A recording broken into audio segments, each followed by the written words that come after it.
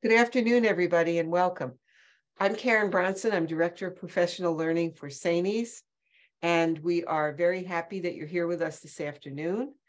We are very excited about our presentation today, which is not a typical presentation, but one that our members find very useful, and that is it's a simulation. It's a chance to really practice and think about and talk about how you would handle a challenging situation that is one that I think will be fairly familiar to many of you with your colleagues. So we love school simulations. We're so glad that SchoolSims is here with us today. Before I introduce our presenter, Ken Spero, I just want to share a couple of messages with you. One is that we are recording this session, so please be aware that we are recording the session. We will be posting the link. The link will be posted on the SchoolSims website and eventually on the SAANYS website as well. So if you have any questions about that, you can always contact me or Christine Foglia, who is on the email with the link that you received. So that was one of my messages. The second one is I would like to call your attention just before we get started to something that's coming up in the summer. So if we could put that slide up, that would be great. I want to tell you a little bit about what will be our third summer collaboration with New York ASCD. New York ASCD are such good partners, and they really connect with the best thought leaders and authors on many, many topics of interest to you as educators. And this summer, we're happy to present our third summer series. It is a three-part online series in July 18th, 19th, and 20th, from 10 to 11:30 on each of those 3 days. We are very excited about having Jen Schwanke, who was a principal for 17 years, who is the co-host on Principal Matters podcast, who is the author of several very popular books. And one of them is The Teacher's Principle, which really focuses on what we are hearing and what we think is one of the most challenging issues facing you today. And that is how to motivate teachers and staff, how to keep the energy going, how to keep the energy positive, and how to really make sure that, as it seems that morale is getting lower, that your connection with people in your school or district is getting stronger, and you are getting even more skillful at ways to motivate and engage your faculty and staff. So we hope you'll join us for the three-part summer series. You see it up on the screen now, and you can check out our website at www.saanys.org. And so with that, I am very happy to be able to introduce Ken Spero. Ken is our facilitator today from SchoolSims. And Ken believes that experience is the best teacher. So do we. And for over 30 years, Ken has been using computer-based simulations to allow professionals to safely learn from decision-making mistakes around some of the most challenging problems of practice.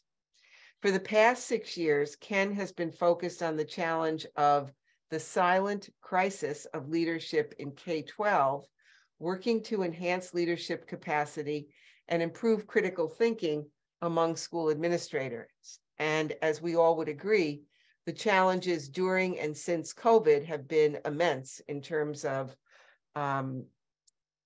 continuing to grow professionally ourselves and to meet the challenges that we face every day. So with that, it is my pleasure to welcome Ken Spero. Thank you, Karen. It's a pleasure to be here and a pleasure to be here with you all. And welcome. I'd like to make this as interactive as possible, so please feel free to use the chat, both to talk amongst each other, but also to share or any questions that you have with me, because part of that, fundamentally with this idea that experience is the best teacher, it's really built on narrative, on stories. right? That's how we process experience, right? We have experiences, those are stories. And then we like to talk about them and to process them. And so it becomes part of that engagement process where the experience that we have is one thing, but then the manner in which we do it and the manner in which we share it expands it dramatically. And that's really kind of when we talk about this idea of experience being the best teacher. I have to tell you that, as Karen mentioned, I've been doing simulations from a development perspective for almost 35 years now. And, but only the last, I guess now it's up to 10. I guess that's a bit of a dated thing in K-12. I have to tell you that I have to figure out the best way to say this. In working with leaders from multiple levels from around the world in multiple different industries, the job of the school administrator, and that's any level of leadership, right? I wouldn't say only the building leader or only a superintendent, but really anybody who's in a leadership position in a school. It's probably the most pathetic leadership job I've ever come across. And I mean that with the greatest of respect. And the reason why I say that is because nowhere have I seen a job where the decisions are inherently complicated, right? We're dealing with children, we're dealing with some really heavy duty stuff. And it's inherently complicated, but it's exacerbated by a group of stakeholders whose demands are often exclusive of each other. And each one is more irrational than the next. So no matter what you do as an administrator, you're going to get whacked, right? So the question is how do we, on the one hand, exercise good judgment to make the best decision we can, but then be resilient enough to roll with the blowback, because there's always blowback. And that's about resilience. So the thing about judgment and resilience is you can't teach them. I can tell you about them, but the only way to get better at them is through experience. And of course, the school of hard knocks, if you'll forgive the language, really kind of sucks, right? It hurts, it's painful. And so getting practice, if you will, is not an easy thing to do. So how do we in fact create that opportunity? And it's ironic, in other high stakes industries, right? In healthcare, in aviation, in the military, you would not put any of those professionals out into the field without hours of simulation. You just wouldn't. It wouldn't be allowed. So why don't we have the same requirement for our educators or for our administrators? It's not like the stakes are any less high, and it's not like the jobs are easier. And so the opportunity to have this space in which we can practice where mistakes are not only okay, they may even be encouraged, right? Because from infancy, the way we learn is from falling down. We put our hand on that stove. And then as long as we have that opportunity for reflection, right? That's where the learning happens. And we know not to put our hand back on that stove or whatever the case may be. So many of the issues that you face, that are faced in schools, are contextual by nature, which means there's no recipe to follow. We really have to create a space in which you can be engaging with a scenario that, well, it's not my building, but it could be. And they're not my people, but they could be. So to put these elements together in a manner which allows you to have an authentic experience where you are engaged in leadership and have at it, right? It's a choose your own adventure type exercise where you make decisions and then you deal with consequences as it plays out over time. So you actually have an experience. And when we do it collectively, and especially with a group that is supported by SAANYS in terms of leadership across the district, right? It's not just building leaders, but leadership at team levels, at department levels, central office as well, because every leadership experience that is had can be valuable when shared organically across, right? Because you will view things that even if you're in a different leadership position, leadership is leadership, right? Sometimes you have formal power, sometimes you don't. Sometimes you have to influence, sometimes you can dictate, depending on your style. But all these things are different, but it requires us to be able to interact with other people and to facilitate that process through which they may not do what you want them to do. They may not want to do what you want them to do or need them to do. So how do you go about that process of getting that done? So, one of the benefits of you're going to experience the modality. Obviously, the opportunity is, if this is something of interest, you can bring these into your districts. They can be delivered synchronously, as we're going to do. They can be done online or in person. They can be done asynchronously, because the beauty of this is, as Karen started out with, our adage is experiences, one we believe in. We didn't obviously make it up. Experience is the best teacher, and the more experience we get, the better off we are. So meet the students where they are, meet our participants, our leaders or our aspiring leaders where they are so that they can have these experiences and then have the opportunity to talk about them, to share it, to debrief it, to engage in that shared conversation where it's not just my experience, that's good, but then I also benefit from your experience, which is even better. And this is our library of Sims that we have at play. And we can come back to this, but just so you know that there is a wide variety of problems of practice that have been captured and really allows us to capture in the flow of time relative to different places in the building, whether it's at leadership, whether it's in counseling, whether it's at the classroom level. But again, the opportunity to engage in this kind of modality is something that obviously we're constantly engaged in, both in terms of delivery, but also in development, because all of these Sims that one experiences from our perspective, they get their authenticity from being developed in partnership with somebody. So these are all inspired by experiences from the field. So we don't have any ivory tower, which is this is coming from some thought, whatever. This is actually something that happened, and you'll see in a moment with the Sim that we're going to play. Okay, and they're aligned with the PSEL standards, and again, we can come back and talk about that.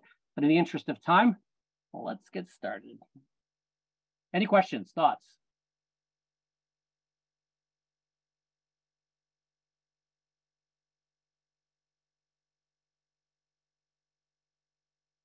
Okay.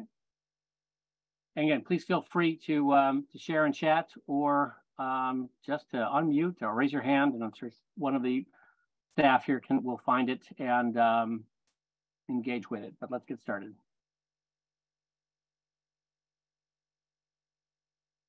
Welcome to the Leading School Culture Change simulation created by SchoolSims together with Gwinnett County Public Schools. Select the next button at the bottom right. Continue. So as you can see, this was done with Gwinnett County in Georgia, and you can navigate that. In this simulation, you will serve as a principal of an elementary school where academic performance is falling. The faculty and staff. Ken, are you able to turn the volume up? Are resistant to change. As you encounter a variety of perspectives among individuals and teams, you'll seek to build a coalition that recognizes the need for a culture that supports improved performance. This simulation is about engaging others to foster and sustain that culture. You're not able to hear that? Because I can just read it. I'm not sure, I didn't realize the audio was coming through. It sounded fine on my computer before, but it's not coming through in the Zoom as loud as I thought it was. So I can read on the coming screens. But one of the things that's important in a sim is that is context, right? These are contextual issues. So all the situations take place in a context. And, we tell you that you're the principal of a school.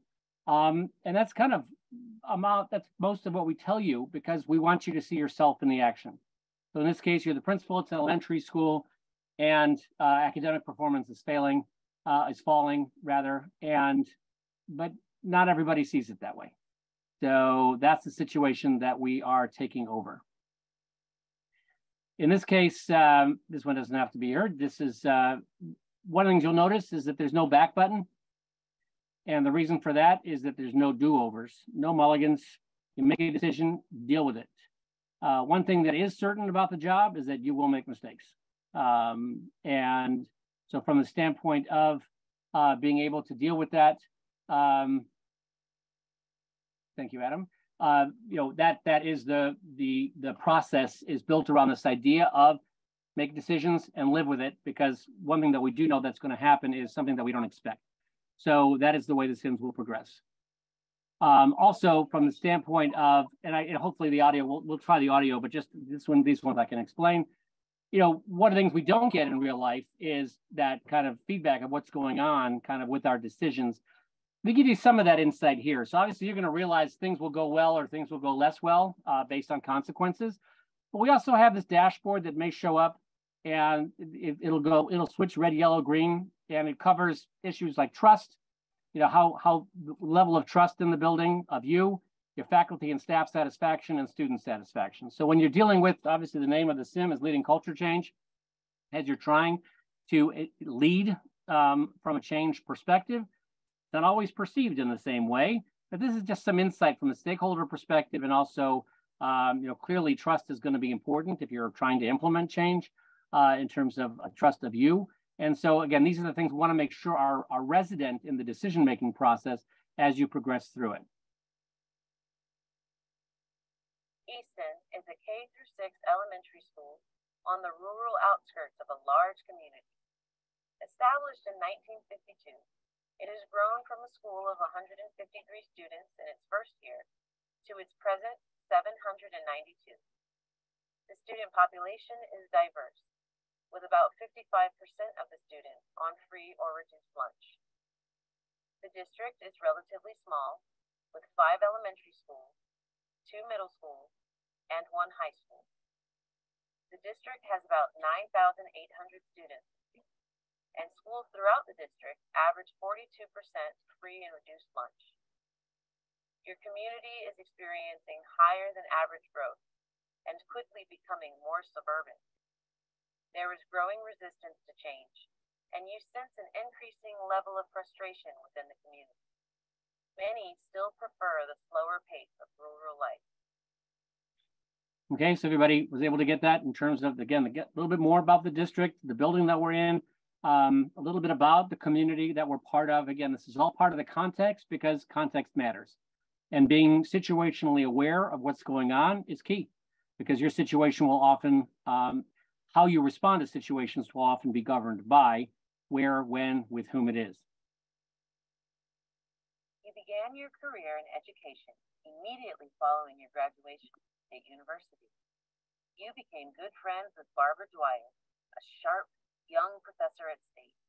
You've stayed in touch ever since. Over the years, your professional relationship has continued to grow, and she has taken on the role of a mentor to you. You've served in a variety of roles over the past 14 years. You instructed math for 7 years, then moved into administration, first as AP, and finally as a principal for 4 years at Weston, a neighboring school in the same district.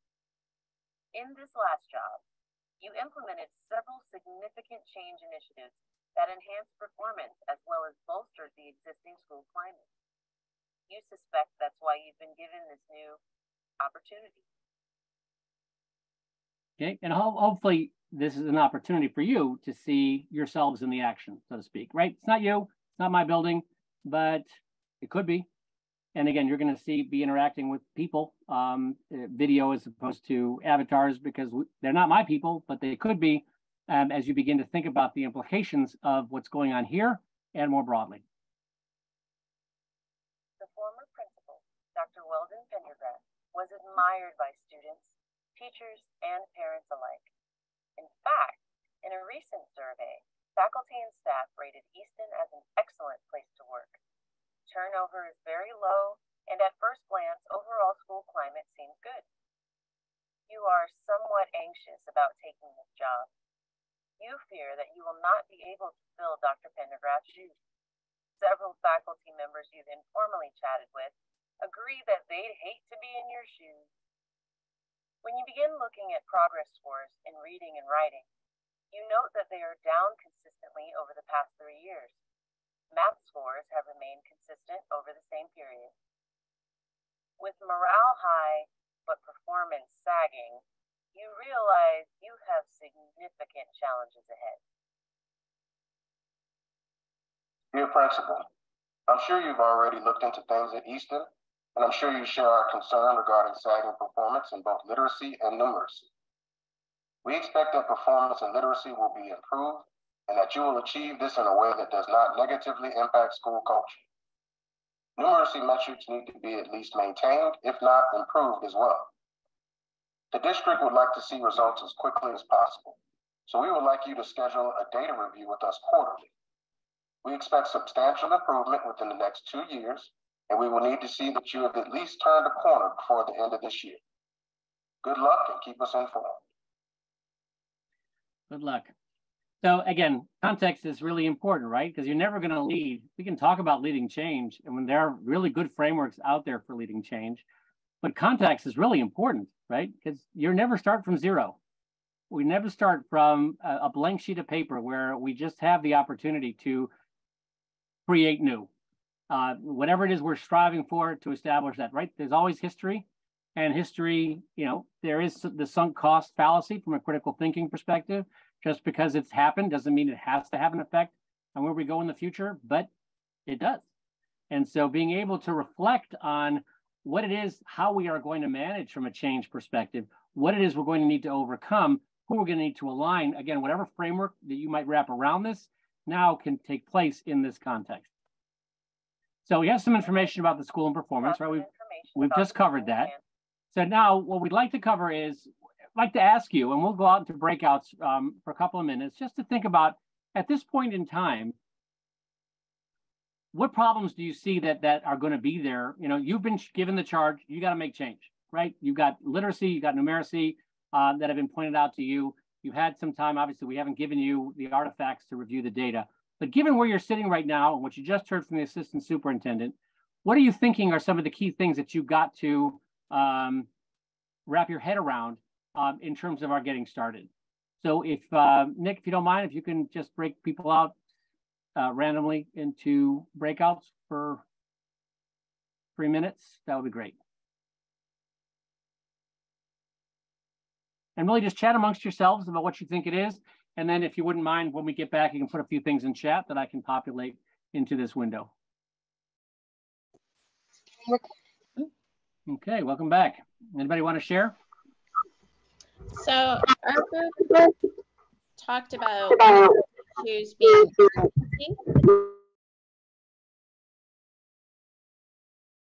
well, we had somebody there. I'm sorry, we couldn't hear that.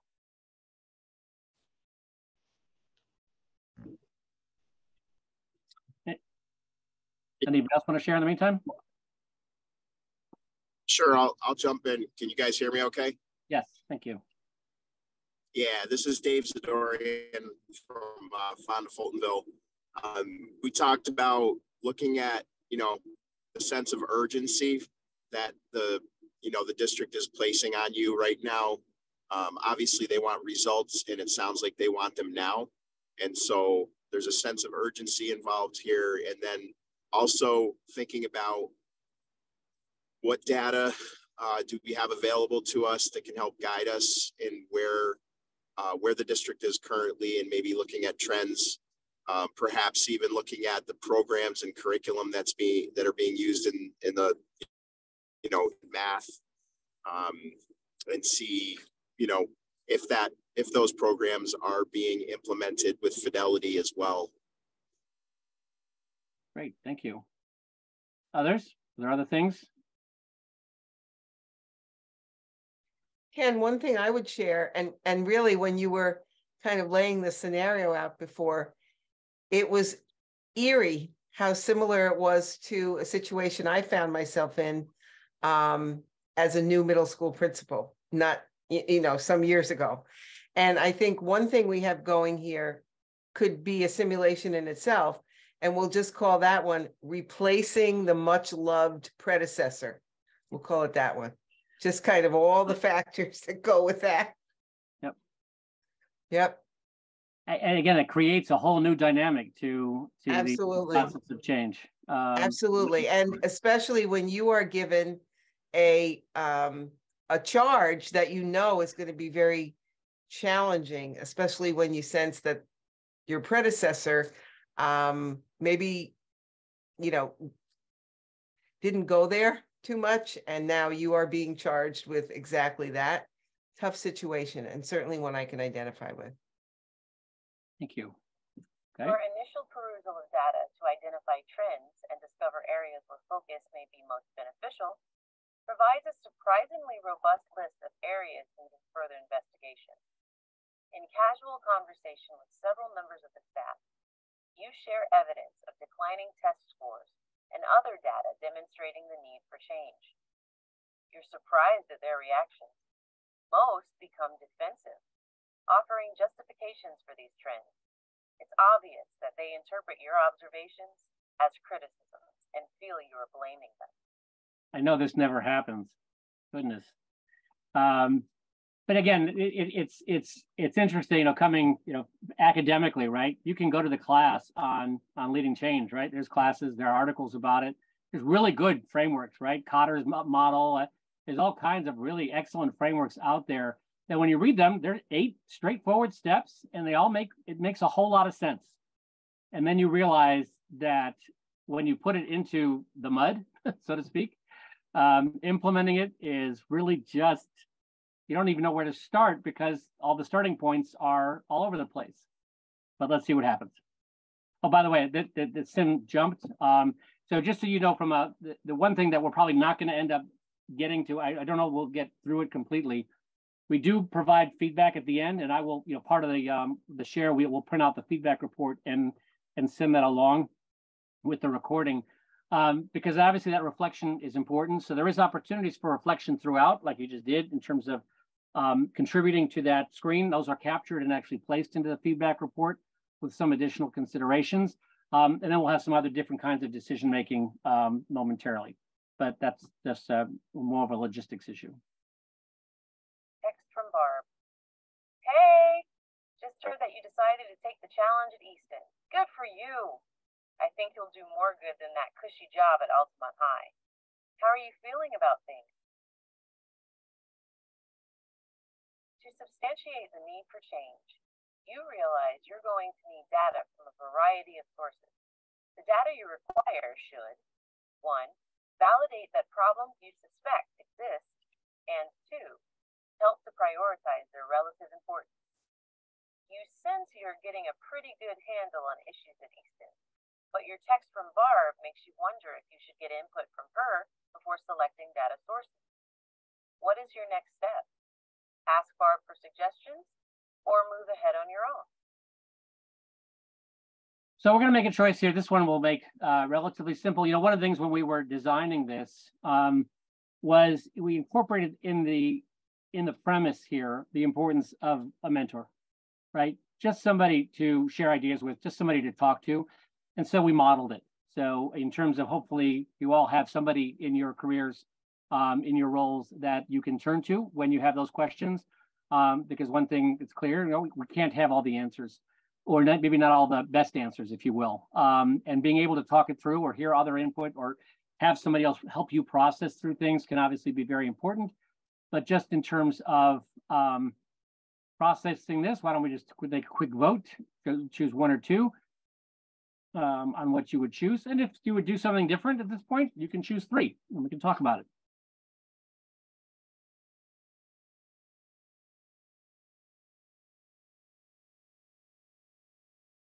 I'm definitely seeing a pattern here.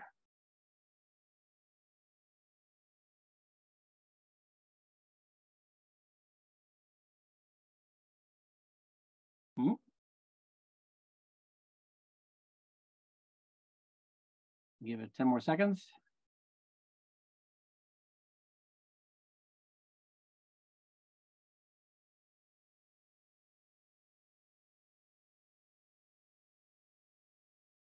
Okay. So the results are pretty one-sided in terms of most people felt that we should ask Barb for suggestions. It'd be good to hear. Does anybody who chose to move ahead on our own want to share what they were thinking? Or why not, to get her input?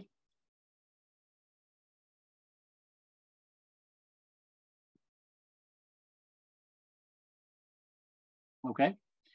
Again, at this point, we don't have to spend a whole lot of time on this scenario, this opportunity, but in terms of being able to see how things progress. You reach out to Barb, your mentor, and she listens carefully as you describe Easton's situation, your concern, and your need for data to validate and prioritize issues. You share your thoughts on potential data sources, and then ask for her insights. Data is important.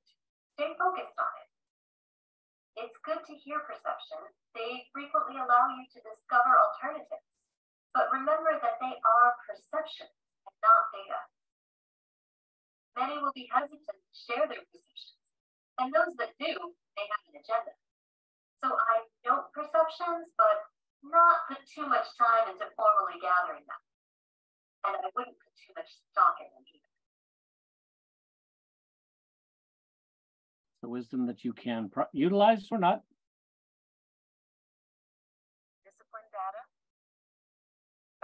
longitudinal trends and hiring data, attendance data for faculty, staff. All right, so you can see what these are. We're supposed to choose 6 of these. So what I'm going to ask you to do is, I can't expand all of them, is to look at these, take a moment, and think about if you had to choose 6 of these. Not that you wouldn't choose them all, but obviously, you know, what's the downside of choosing more sources of input? It's time, right? You have a limited amount of time. So let's say we can choose 6, and you've got to note them down if you have a, you know, just a pencil or paper in front of you. And then we'll go into the breakouts for a minute and a couple minutes and come back with your vote on which 6 to choose. Will you tell us how much time we're going to have in the breakouts before we go in them? Yes. Okay. It'll be 4 minutes. Thank you. Okay, so I'll give you a minute to jot down the 6 that you would want so you can share in the breakouts. And Nick, if you could tee up the breakouts, but not yet.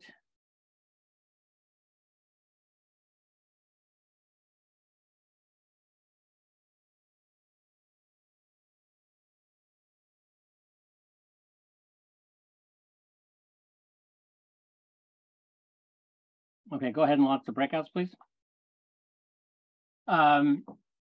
Any thoughts? It'd be great if you can put in chat. There's 1 through 9. If you can pick the 6 that you, and I'll try to eyeball it quickly to see which 6 we choose.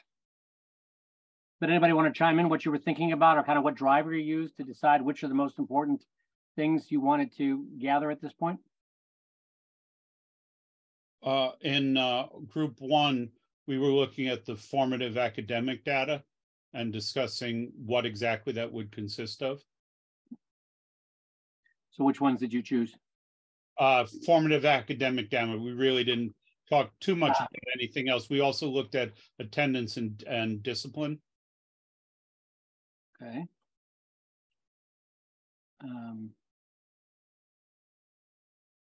People agree with that? What else?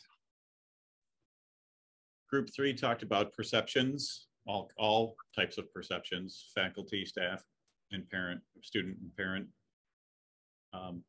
Tom, I'll give Tom credit for, you know, pointing out the need to find out who the players are in the building too, which could be part of the perceptual, and it might be part of the observations at planning meetings, but it's really about who are the people in the building that you can rely on to help, people who would be blockers, people that you need to, Tom's words, nullify, which is a great way of, you know, making sure that they don't take over and squash what we're trying to do. You need to find your allies or know who you need to nullify, right? Good term. Okay, we need one more. I don't think you clicked off discipline. I did not. Okay. Is that pretty much everybody agree with that? And I would just add one, and only because I was literally in this situation in a new principalship. I chose looking at information from other schools because in our district, our scores were only compared to 11 other similar middle schools in a 75-mile radius. There were many, many middle schools, but we were compared to those with a similar demographic where achievement levels should have been fairly consistent. So the fact that we were very low among very similar middle schools was the sticking point with our superintendent and our board. So it was very important, just in my context, to know about the other schools. What are we shooting for? What are we being compared to here? What are our goals? What will make us look where we need to be?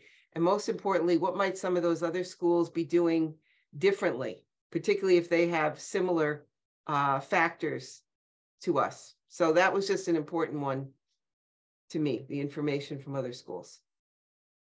Yeah, understanding what you're being measured against, that's obviously, these things aren't necessarily objective, right? They manifest in a context. So that won't let me do that. So we could either remove one or just note this one as something that, but anything else come up in the groups that you found particularly compelling that made something important or not important?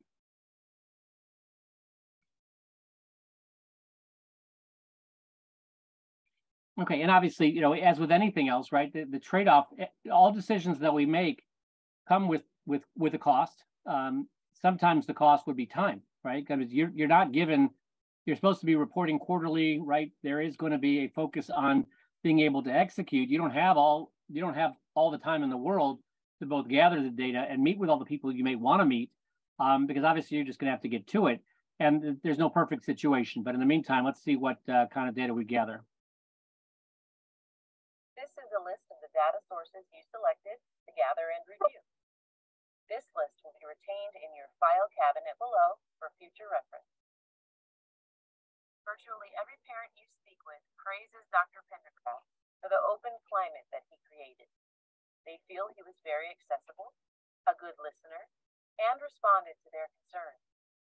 You recognize that without access to declining academic metrics and trends, parental perspectives are biased, and that taking time to gather them, despite Barb's advice, was perhaps a waste of time.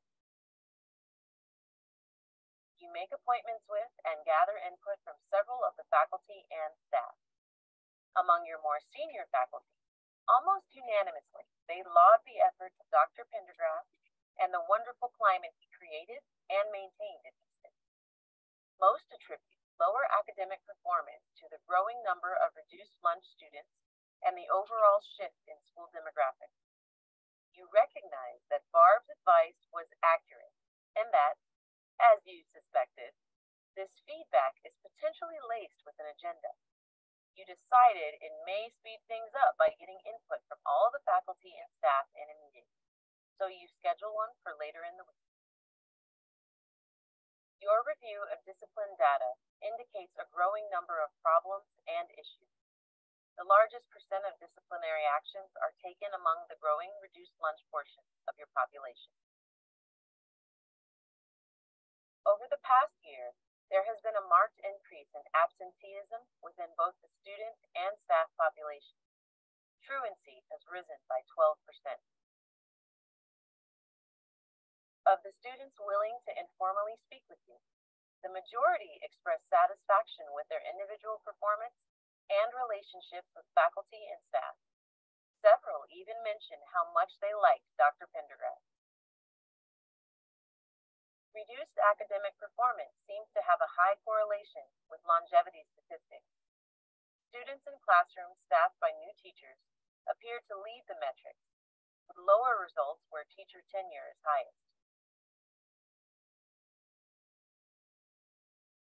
Your information gathering meeting with faculty and staff starts as a good thing, with several expressing appreciation for the inclusive beginning. However, as things progress, the all is well theme quickly emerges and the meeting turns into a Pendergraft fest. Everyone avoids the elephant in the room in favor of advocating the need to protect the status quo and the wonderful climate that exists at Easton. You sense that your faculty and staff put a stake in the ground and advocate for leaving it alone. You fear the meeting probably did more harm than good. Any surprises there in our data gathering? No. What you expected? Anybody else? I guess I was surprised that the parents weren't more aware of the changing academic performance, because that's something that we often hear about. Well, I get one of the questions would be whether or not, how willing were they to actually respond to you as a new principal. And again, but as was mentioned, right, these are perceptions, and whether or not in this meeting at this point in time, whether they would, what are you going to do with that information? Who knows, right? I mean, in terms of what you might hope to expect from that. Without more comprehensive data, you're uncomfortable with your ability to draw clear conclusions and thus finish your analysis. So, you postpone addressing issues and spend more time reviewing other historic data until you clearly identify the following trends. Over the past 3 years, test results show a consistent decline in literacy scores, including reading, writing, and comprehension. Over the same period of time, turnover among teachers has been almost non-existent. 1 teacher retired, and 1 left for personal reasons. Both replacements were tenured teachers from other schools in the district. Last year, literacy-related lesson plans were updated for ELL students.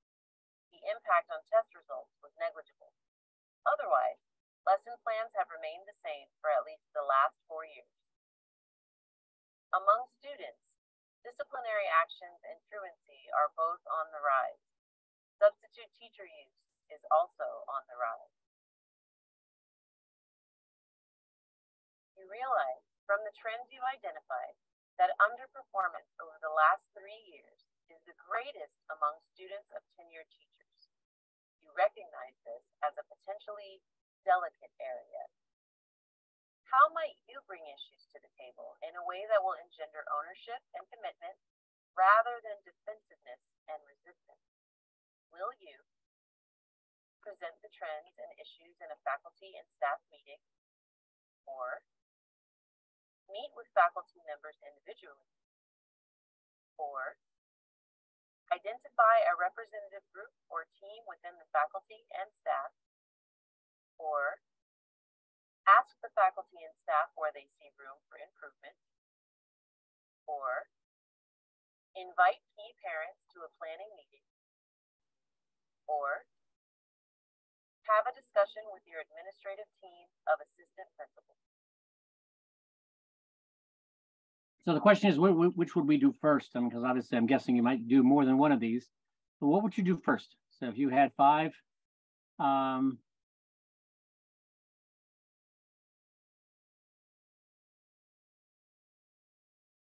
which would you choose? 10 more seconds.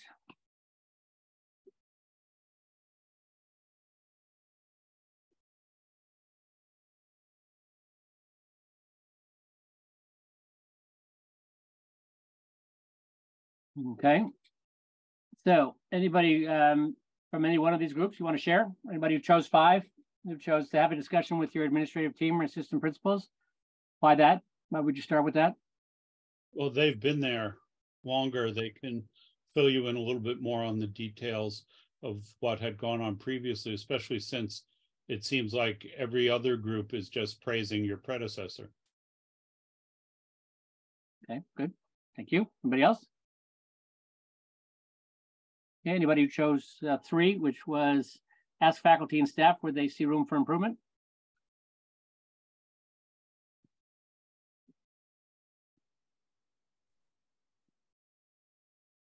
I think at least you start the honest conversation, well, hopefully honest conversation, and ask. They may not be honest, and they may say there's no need for improvement, but at least start there. I think that's a little getting their information, saying that we're looking for your information. We need help. We're working on this together, as opposed to, again, saying we need to fix things. And you would be doing that as a group?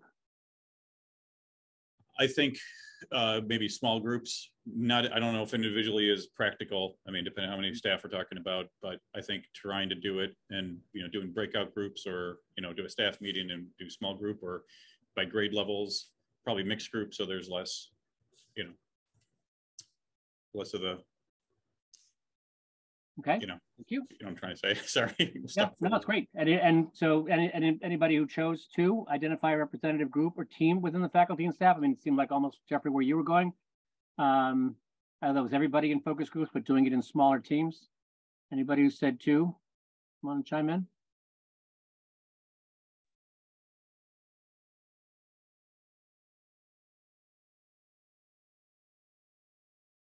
I think it's key how you put these groups together.